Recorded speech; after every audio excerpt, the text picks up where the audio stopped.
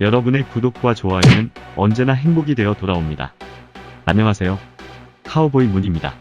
미국 넷플릭스 2020년 외국 영화 순위 4위를 기록했고 개봉한 지 불과 이틀 만에 35개국 무비 차트에서 2위에 오르며 한국 콘텐츠의 힘을 발휘해준 영화 살아있다.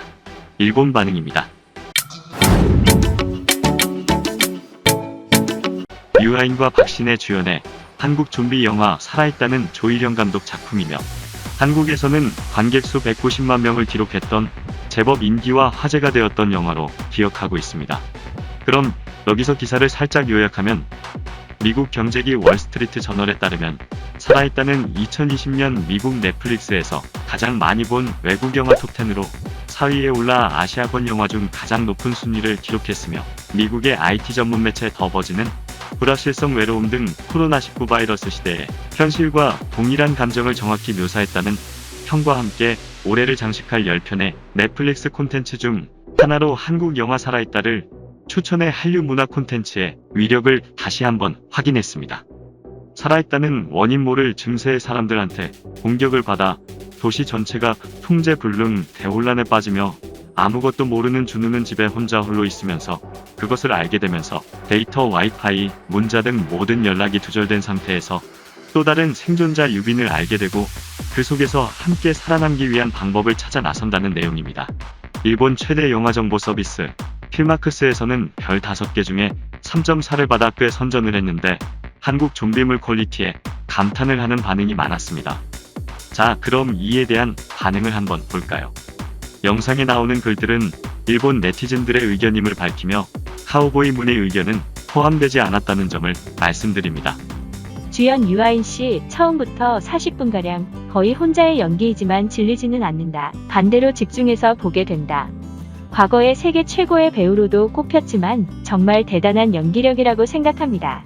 일본에도 이런 배우가 있었으면 하고 생각하게 되네요. 살아있다도 물론 같지만 유아인이면 버닝을 더 좋아해. 저런 연기를 할 수 있는 사람 일본에는 없어.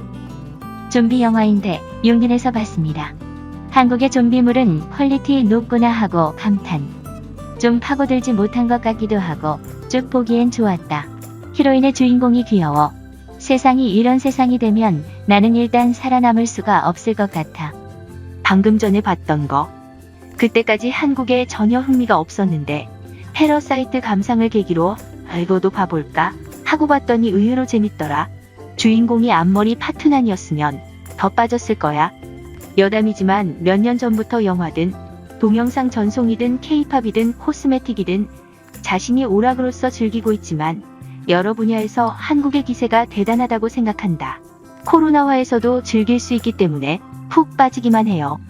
재밌었어. 그리고 좀비가 리얼해서 무서워. 뛰는 게 무서워.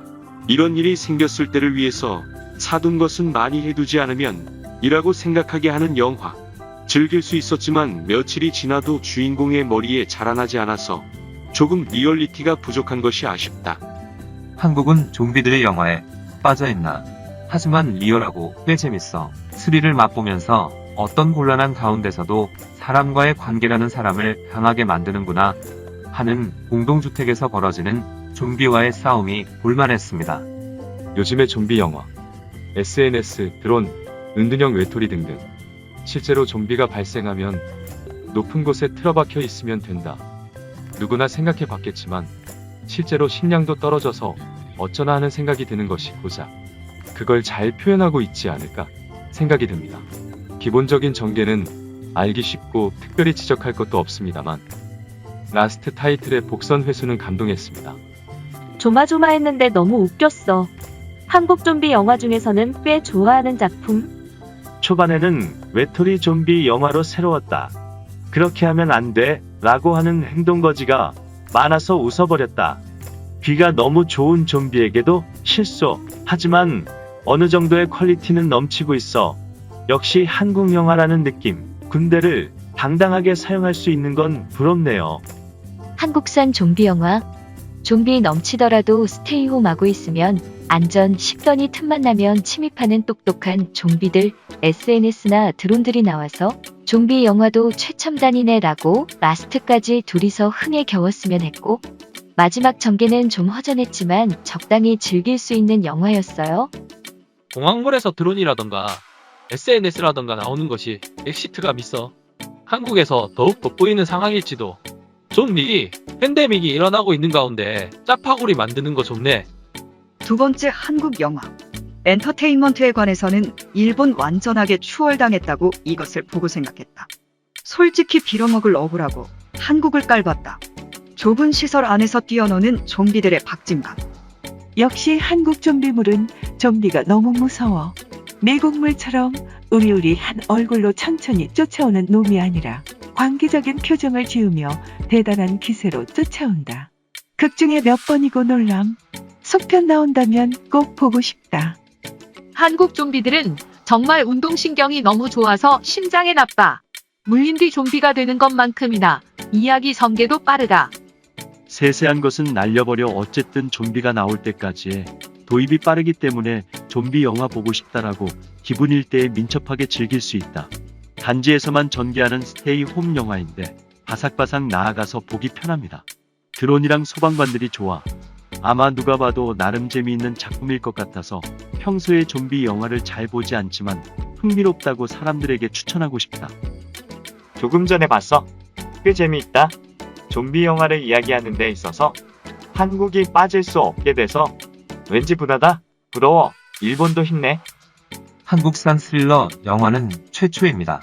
바이오 하자드 같은 정의로 가득 차서 바이러스의 근원을 알아낸다. 라는 내용이 아닌 어떻게 살아남을지, 집에 있는 것이나 가족과 만날 수 없는 불안 등 요즘 세태 같았습니다. 주로 둘이서 내용을 진행시켜 나가기 때문에 중간에 맥이 풀리고 멘션에서 상황의 변화가 적다는 것도 있어서 볼만한 느낌은 거기까지 느끼지 못했습니다. 단지 인스타그램에 살아있다로 투고하고 싶어진 것과 롯데가 배급이라는 이유로 인스턴트 누들이 먹고 싶어졌습니다. 너무 좋아하는 한국 좀비.